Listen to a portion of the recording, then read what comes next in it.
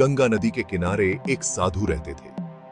वे न केवल विद्वान थे, बल्कि उनके पास जादुई शक्तियां भी थीं। एक दिन वे ध्यान में मग्न थे, तभी बाज की चोंच से एक चूहिया छूटकर उनके हाथों में आ गिरी। उसकी छोटी सी पूंछ व कांप-कूप मुंह की थी। वह काली चमकीली आंखें थीं। उन्हें वह बहुत अच्छी लगी, पर घर ले जाने से पहले उन्होंने जादुई मंत्रों के प्रयोग से उसे एक लड़की में बदल दिया। वे उस लड़की को घर ले जाकर पत्नी से बोले, तुम हमेशा से संतान चाहती थी ना? तो लो, आज से यही हमारी पुत्री है। इसे पूरी देखभाल व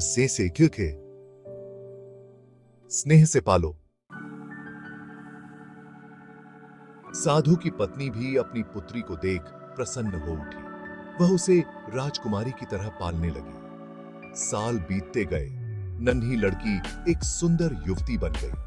जब वह 18 वर्ष की हुई तो साधु वही ईसाई उसकी पत्नी उसके लिए वर तलाशने लगे।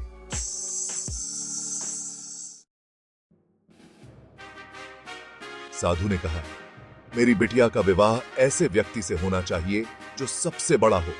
मेरे हिसाब से सूर्य ठीक रहेगा। पत्नी ने भी हामी भरी। उन्होंने जादुई मंत्रों के प्रयोग से सूर्य को नीचे बुला लिया। उन्होंने उसे अपनी पुत्री से विवाह करने को कहा। साधु निराश हो गए। उन्होंने सूर्य से कहा कि वे ही कोई वर सुझाएं। सूर्य ने कहा, बादलों के देवता से बड़ा कौन होगा? उनमें तो मेरी किरणों को भी रोकने की शक्ति है। साधु ने पवन देवता को बुलाकर अपनी पुत्री से विवाह करने को कहा। पुत्री ने फिर इनकार कर दिया। वत्सी बोली, मैं इससे शादी नहीं करूंगी। ये तो कहीं टिकते नहीं, हमेशा यहां वहां भागते रहते हैं।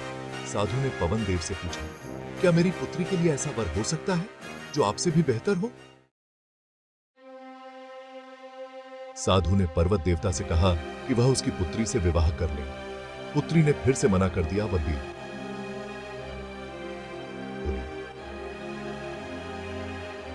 ये तो बहुत लंबे, सख्त व कठोर हैं। मैं इनसे विवाह नहीं कर सकती। इनसे भी कोई बेहतर चाहिए।